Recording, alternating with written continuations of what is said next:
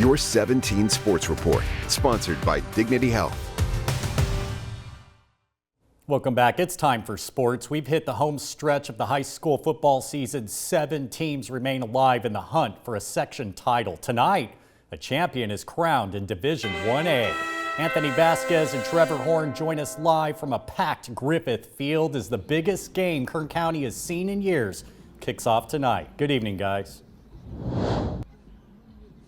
Hey, good evening, Rob. That contest, BHS and Frontier in the Division 1A title game. Trev, a lot on the line tonight. Yeah, when you look at it, we have this Division 1A for the first time when they split up Division 1 into 2 brackets. And now we have 2 public schools from Bakersfield playing in the Division 1 championship since these BHS Drillers beat the West High Vikings back in 1988, 21-10, when the Drillers went 13-0 that year. It's also just the 5th time since 2001 2 Kern County teams are fighting for a Valley Championship. Trev, there are stars all over the place, starting with Frontier. Brady Campbell, from the first half of the season to the second half, is a completely different quarterback. Yeah, before I get to that, I'd like to thank Cal High Sports for that records, because we wouldn't be able to do this without them. But when you look at Brady Campbell, the way that he's been playing since that opening stretch where they drove 1,600 miles and had to play all over the state of California, and they've come back, and since they've been playing in Kern County, which they have since late September, they've won 7 of their last 8, and they're really rolling, and Brady Campbell's a big piece of that. Frontier led by its passing attack, BHS led by its ground attack. Bryson Abbott, his senior year, he's going off with the Drillers. He is. The future NAU Lumberjack is doing a great job, but he's got a great complement in Brenton Brown, much like Frontier's RJ Green has a great complement in Logan Slayton. Both run games really well. Both have junior quarterbacks. Both have a slew of wide receivers. It's going to be a lot of fun tonight. Frontier and BHS, we caught up with both coaches earlier today. Here it's they had to say about tonight's championship game.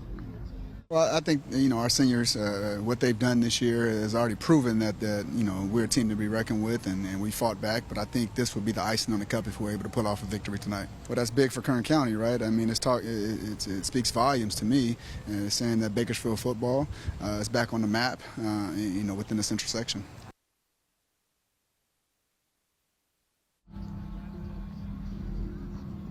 All right, that was Coach Sheehy, BHS head coach. Meanwhile, we have some other semifinals going on, including the Shafter Generals, fresh off that 56-point performance last week against North. Yeah, a huge win. They got off, and they started really well. They had that 7-minute drive where they went 80 yards, and then they really just took care of that game afterwards.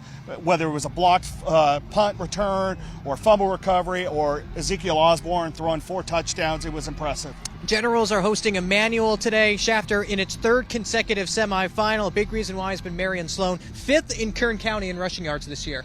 And it's funny is that even though he's back at wide receiver, not playing that Wildcat quarterback anymore, Joe Perucci did a smart thing, a position he might play in college, and that's running back.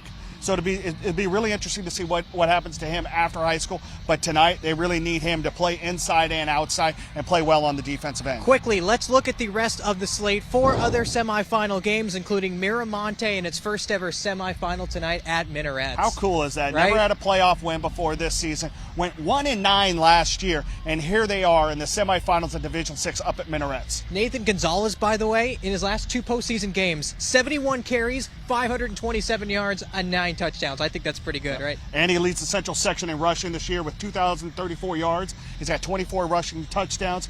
They're going to need it tonight because there might be a little rain in O'Neill's tonight, and that run game is going to hopefully best that pass game for Minarets. Talk about a stat stuffer. That's all. Trevor and I will be back at 6:15, but until then, your Business Watch is coming up next.